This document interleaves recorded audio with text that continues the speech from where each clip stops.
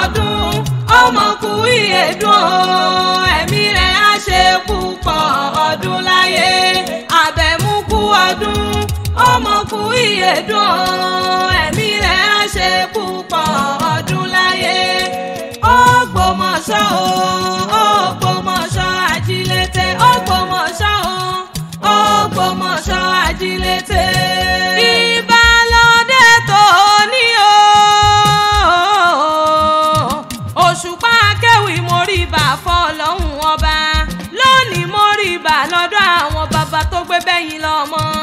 Esther Olúwafúnmiláyọ̀ Ayọ̀délé Àbẹ̀mú mẹ́bí wọn ní kí wọ́n dún ẹ lóde. Àmọ́ bí ọjọ́ Arẹwà lóbìnrin onínúure oníwà ààrẹ Ayakọ́láwọlé o Àdìó Àjọlọ́pọ̀ mẹ́bí wọn ní kí wọ́n dún ẹ lóde. Orógbó lóní ògbó obì bí kú dànù lórí ẹ̀yìn ẹ̀wà lóní òmò wa kò sí mọ́ bẹ́ẹ̀ torí pẹ́pẹ́pẹ́ lòún ṣe ilé àárọ̀ àtẹ̀pẹ́ lẹ́sẹ̀ mi tẹ̀nà. Kò gbọ́ bí olúgbógbó tìrìgbò kò gbọ́ bí olúgbógbó tìrìgbò kó tún wá gbọ́ bí àwọn àgbà kan èyí tí wọ́n fọmọ wùsàndé ọ̀run jọ sí. Ọmọ Látúndùn Adélakùn ọmọ Adéwálé Àrẹ̀ o Adélakùn mẹ́bí wọn ní kí n orí rẹ̀ ò ní burú ìṣẹ̀dá rẹ̀ ò ní gbà bọ̀dé. Ògbómọ̀ṣọ́ nílé o ọmọ Ajílété o Òkòrèsé tún ní ọmọ Wòyíra ó jàre. Aya wọn lágbàdo dákun mọ́ gbọ́ dídùn ẹnu mi náyé tòrò yé wa kórìjọ báwọn lò lẹ́yìn pẹ́ ìwọ ọmọ ní fọ́dọ̀ ìṣó òpin lágbára Ọlọ́run ọba. Màmá Adéọlá o màmá Mọ́tọ́lá o màmá Rẹ́chẹ́lì mẹ́bí wọn ní kí n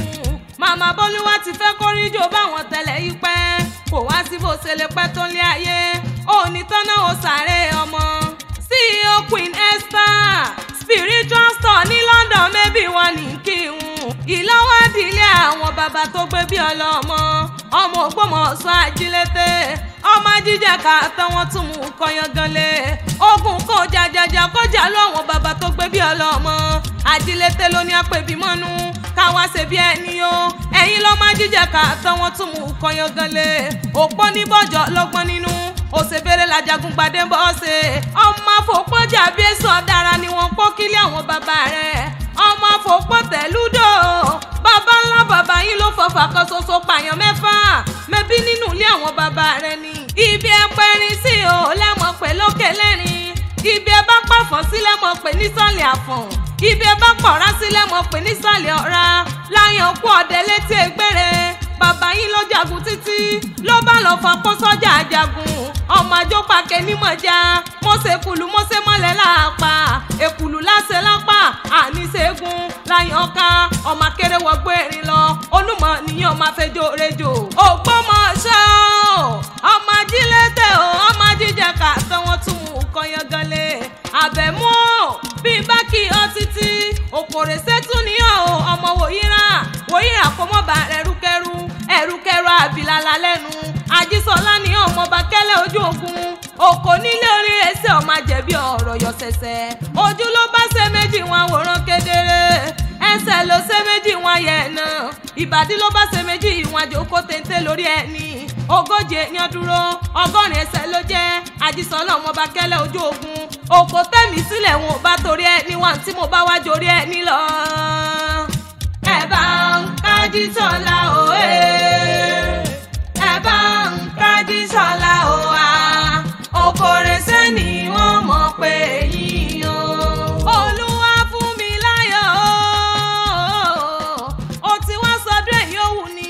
ó ṣe tẹ̀mí sí nínú owó nínú ọlá nínú aláfíà ọ̀rọ̀ tó pọ̀ rẹpẹtẹ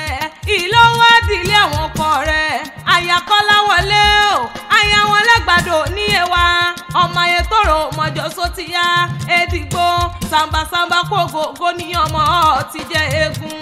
ọmọ ṣiṣẹ́ ọ̀tọ́rọ̀ tó jẹun ìtókìlómi wọn lóde gbó ọ̀tàrà lómi àwọn ọ̀fà Èdìgbò ọmọ bàbá tẹ̀bí tàrẹ òkú ló yẹ lẹ́jọ́ bàbá wọn kú sóko dàpọ̀n òkú dọ̀rọ̀ sí baálẹ̀ lọ́rùn ẹ̀yin lọ́mọ ọ̀rọ̀ yálù ní ọ̀rọ̀ yá kẹ́kẹ́ ò ọ̀rọ̀ yálù yan ọmọ akẹ́kàkàkàkà kọ́ lọ́rọ̀ ó gbọ́ bá lọ́rọ̀ bá gbọ́ kí lọ́rọ̀ lè ṣe ọmọ oníyàn wá mi délé mo bọ́ gírí ròde oníyàn wá mi délé mo bọ́ gírí ròde ògiri omi pọ̀jọ́ kà ló bá dí kókó ẹ̀ẹ́dẹ́gbẹ́ mọ́ pọ̀jọ́ ká mi lọ mẹ́bí nínú ilé àwọn ọkọ rẹ ni